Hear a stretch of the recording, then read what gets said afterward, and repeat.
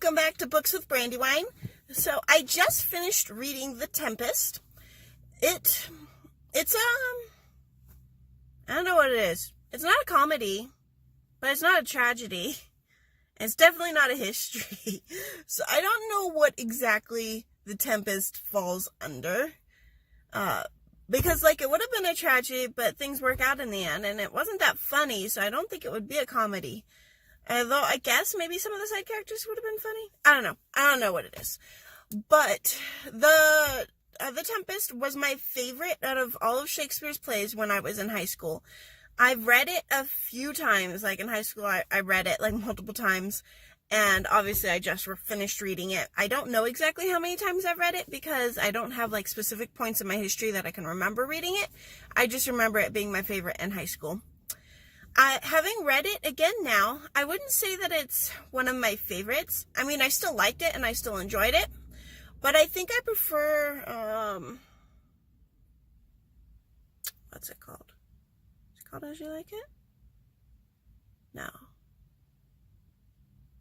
I don't know. My brain is tired. But the one that has Beatrice and Benedict. Was that As You Like It? I think that was As You Like It. I don't know. My brain is really tired right now. But that one I think is my favorite one now so far of the ones that I've read. And then my previous second favorite was 12th Night and Midsummer Night's Dream were tied, but I've read Midsummer Night's Dream. I haven't actually read 12th Night, so I don't know why that would be one of my favorites, but I do plan on reading that one. If not this month, then at some point in the future. So, The Tempest, the dad really bugged me, Prospero. There were a lot of things in this play where, they would bug me, and then they would get cleared up, so they didn't bug me anymore. So Prospero was one of those things. So, first of all, his whole issue with, being usurped from his dukedom, when I was first reading it, I was like, well, he kind of wasn't a very great duke. I mean, instead of, as a duke, you have your subjects, and you're supposed to be the protector, you're supposed to be serving the people, and he was secluding himself in his library and not dealing with the people at all. And as a book lover, I can totally understand secluding yourself in your library, but he had a duty and he wasn't performing it. Instead, he had given that duty to his brother. So it kind of seemed justified to me that his brother took the dukedom from him. But then we actually meet his brother, and his brother wasn't really doing it for the people's sake. He was doing it for his own sake. So then I was like, oh, okay. And it says that the people really liked Prospero. So I was like, well, maybe he was doing stuff for them, and they just didn't mention it.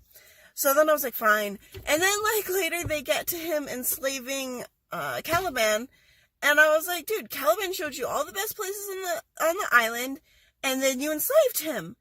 But then they find out that Caliban tried to rape Miranda, so I was like, okay, fine. Maybe you're justified in punishing him there, too. I don't know about the enslaving part, but definitely punishing him.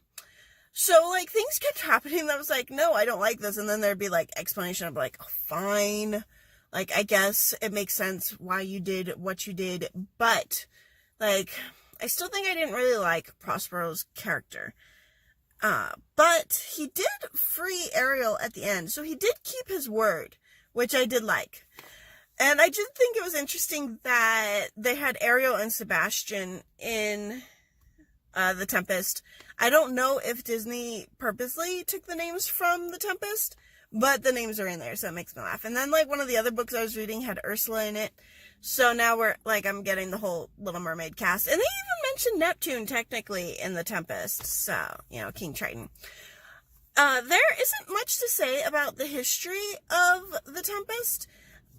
Unlike some of the other plays that I've been reading from him, where he took most of the plot of the play from one specific source. With The Tempest, they don't have one specific source that they think he took from. It sounded like he took from many different sources, and they're not even sure exactly what sources. They just happen to be shipwreck stories that were written around the same time. So they think he may have had influence from those.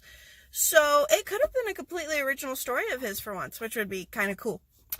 And as far as modern adaptations of The Tempest, there have been various plays, there have been various movies. there have been 46 operas, apparently, which I didn't really see mention of operas for any of the other plays that I've been looking up so far, but they did mention 46 operas. So that's kind of cool. I guess it could be really dramatic, especially if they have music representing the Tempest. And, of course, there's Forbidden Planet, which has a lot of debate about it, but people arguing whether or not it's actually based on Tempest. I was always under the impression that it was based on the Tempest. I saw Forbidden Planet when I was maybe 10 or 13 years old. I know I was really young. I was pretty sure I was in elementary school. It was when my mom was going through a phase of having me watch all of these old movies so that I would be more cultured, I think is what she said. But either way, like, I liked Forbidden Planet. But I've only seen it, I think, once or twice. I haven't seen it in very, very many years. It's been a really, really long time since I've seen it. So I don't remember, like, anything about the plot, except thinking that, hey, this is like the Tempest. And seeing articles saying that it's based on, loosely on the Tempest. But for some reason there's debate about that. Other than that, like, there were a few modern movies, I guess, that were based off of it, but I haven't seen any of them, and I didn't recognize, like, any of the actors or directors or anything that were in them. So, there's really not much to say about the Tempest. I did see an article that said that everyone, especially students, should read the Tempest because it's really important, but I didn't really see anything in it that was super important or super, like, strong lesson that people needed to learn. So I don't know what they were referring to or what they were getting at, but it is what it is. So I enjoyed reading it. I am looking forward to my next read. I don't know yet what that's going to be. I'm going to look through the list of Shakespeare books that I was planning on reading for the Magical Readathon, because I really, really want to try and get all of the Magical Readathon books done, even though I have like a week and a half, I think, or 2.5 weeks left of the month. But I will see you guys tomorrow with another Shakespeare video. Have a wonderful day.